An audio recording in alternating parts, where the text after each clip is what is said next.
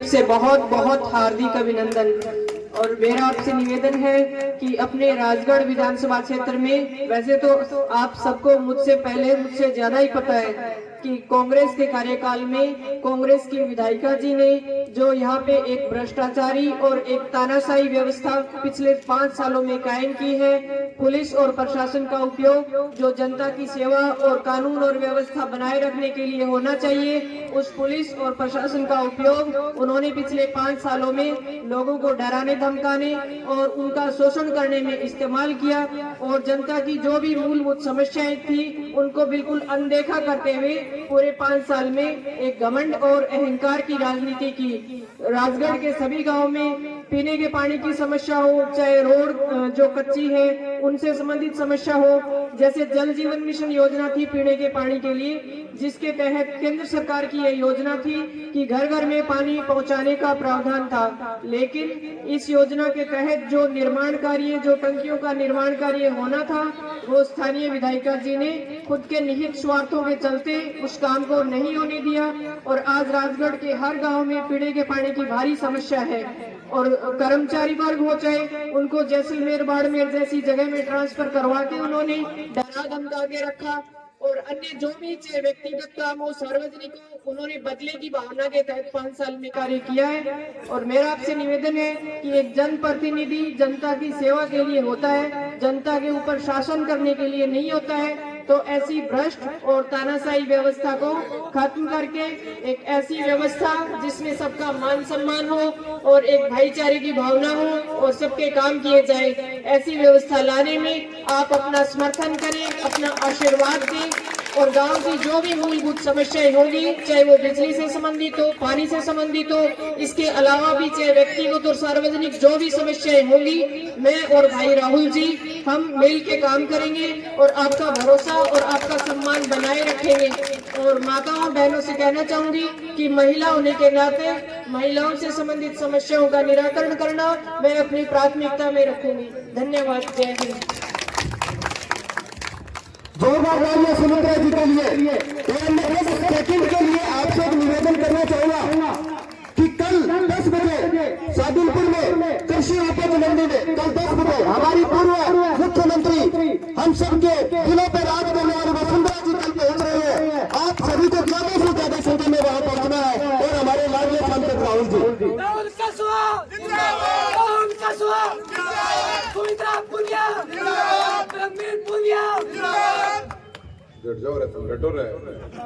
मारो चुनाव तो आंदो थे।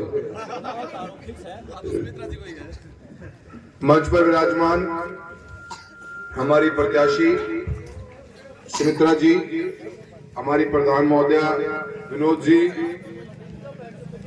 गणपत जी, धन सिंह जी, हमारे आपके जिला परिषद और बीडीसी और सब कुछ भारत हराए धर्मवीर जी, और हमारे भारतीय जनता पार्टी के जिला प्रवक्ता धर्मेंद्र जी, और भाई दिनेश सिंह जी भी मेरे से बहुत संपर्क में रहे। राठौर साहब हमेशा मन फोन करता रहे हैं और बहुत ही और हमेशा गांव के काम के लिए बात करें। राठौर साहब थारे बहुत बहुत धन्यवाद है। ऐसे एक्टिव लड़कों को हमारी कोई जान पहचान नहीं, इसने मुझे फोन पे बातचीत शुरू करी थी, फिर मिलने भी घर पे आए। मैं आपका तहे दिल से धन्यवाद देता हूँ। मैं बड़ा खुश होता हूँ जैसे बच्चों को देखकर, क्योंकि युवा शक्ति जब तक राजनीतिक रूप से एक्टिव नहीं होगी, गांव में विकास और गांव के अंदर सरकार की नीतियां कभी नहीं पहुंच पाएंगी। आज का ये चुनाव 2023 राजस्थान सरकार के अंदर राजस्थान विधानसभा का आने वाले 5 साल के लिए हम अपनी सरकार चुनने जा रहे हैं स्टेट गवर्नमेंट की। सादुलपुर विधानसभा से भारतीय जनता पार्टी ने प्रत्याशी के रूप में सुमित्रा पुनिया को खड़ा किया। गांव खिमाऊ बड़ी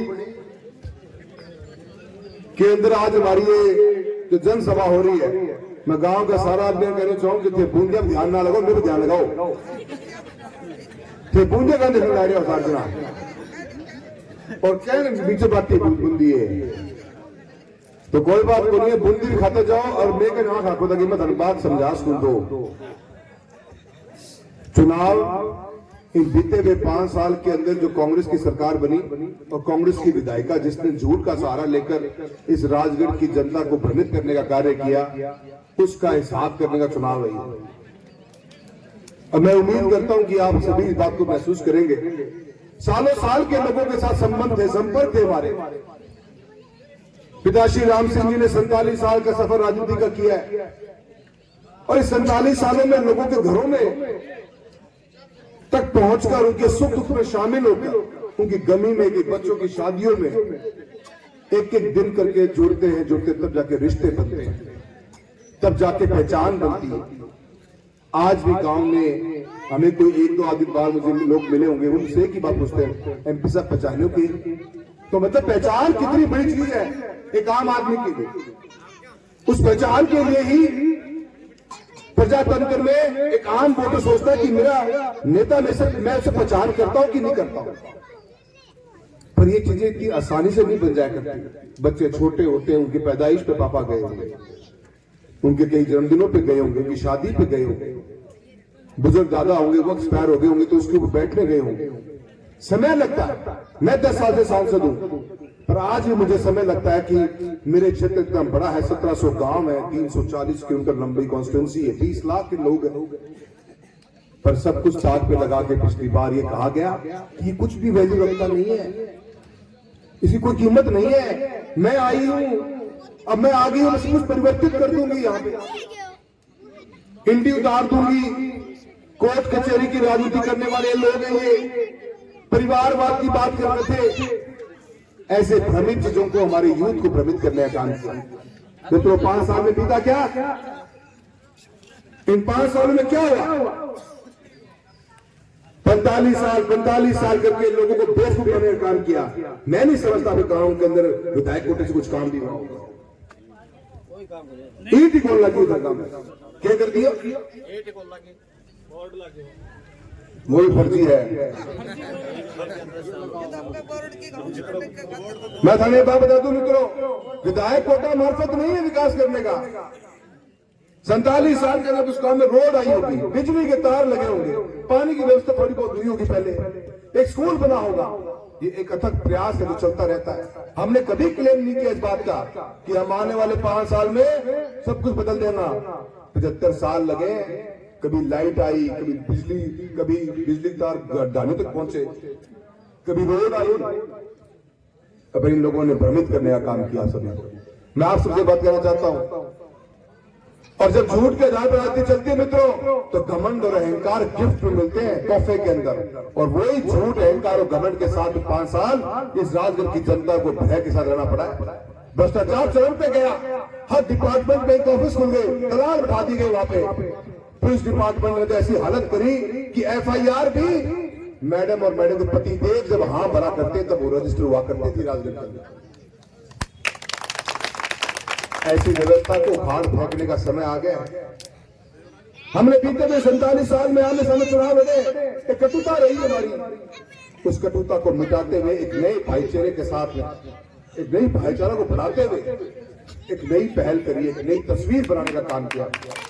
मैं आज सभाओं बड़ी के युवा साथी आपसे मिलकर करना आया हूं। तो सोचिए, तो समझिए, प्रजातंत्र के राजनीति के अंदर कभी भी लोग ऐसे वाकया जब जिंदगी में आते लोग निर्णय नहीं ले पाते। तो मैंने एक नई तस्वीर बनाने का काम किया है। आप लोगों से हाथ जोड़ निवेदन करना आया हूं, 25 तारीख को इसमें अच्छा रंग भर दो ताकि समाज और तहसील ये क्षेत्र हमारा हमेशा एक भाईचारे के साथ में आगे बढ़े। एक बसपा भी है, हाथी भी हर गांव में घूमे हैं। हाथी बड़ो जानवर मानू में तो इसने जिनकी जगह जंगलों में होनी चाहिए, पर अपने घरों में ले आए, पर जब व्यवस्था भाग्य करने। मित्रों, 15 साल पहले लोग आए हमारे पास। उससे पहले गांव के 36 कौम के लोग रहते, 36 के 36 कौम लोग साथ रहते थे। पार्टियां कौमों के हिसाब से नहीं थी, पार्टियां थी तो अपने हिसाब से थी। मिल बांट के सब इधर एक तो वोट दिया करते थे, मिल बांट के कुछ लोग उधर कम वोट दिया करते थे। यही व्यवस्था थी। 15 साल के अंदर इन्होंने हमें बता दिया कि कौन है। हर दिन हमें तोड़ा गया, हर दिन हमें बांटा गया। मिला क्या हमको? और कौन है बांटने वाले लोग? ये बसपा को आते लेके घूमर ला रहे, भ्रमित कर दी सारा सिस्टम ने, और खुद जो गांव नांगली को हम नाम लिए भाई जी तब पता है के सोने पता होगा ना आज ताई बसपा को वोट ही को नहीं आए 15 साल में मां नहीं वोट दे बीजेपी वाले में खुद को काम नाम ली 2008, 13, 18 के चुनाव के अंदर खाता तक नहीं खुला बसपा का वोट ही नहीं खुला और यहां से विधायक चुनाव लड़ने वाले भाई साहब का भी खुद का वोट नांगली गांव में ही है तो क्यों आप वहां पे जब हमारे को वोट दे रहे हो तो हम आके यहाँ आके आप हमारे लोगों को क्यों बांट रहे हो अब मैं तो देखो जी समाज में कहना चाहूं आज गेंद थारे पाले में है समाज को खुद को मेरे महसूस करना पड़ेगा मैं तो जिम्मेदारी का पद लेके चल रहा हूं मैं बोल नहीं सकता पर आपको खुद को सोच समझ के फैसला करना पड़ेगा अपने आपों को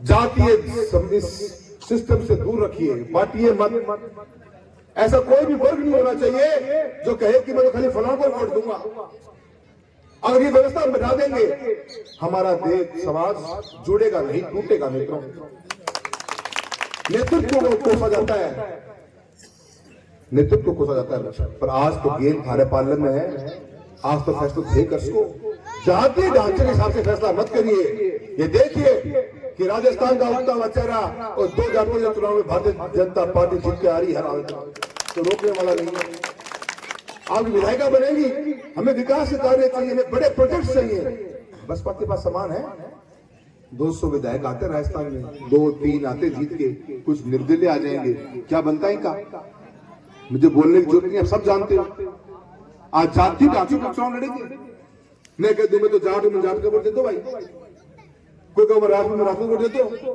कोई कहो ब्राह्मण में ब्राह्मण वोट देते हो तो आप यूं करेंगे कि समाज की जनगणना हो रही है क्या आज चूरू जिले के अंदर तारनगर तहसील में एक उम्मीदवार बीजेपी का अलग है कांग्रेस का अलग है चूरू में अलग है रतनगढ़ में अलग है क्या वैसे बात थी इसको कोई कह देगा कि एक समाज ही वोट देगा क्या व्यवस्था बैठेगी यार कौन बिठा रहा है इसको कौन भ्रमित कर रहा है कौन हुआ ही लोग ये जो भी लोग हैं ये आप जाके छुप जाएंगे अगर आप को आप जाग जाओगे तो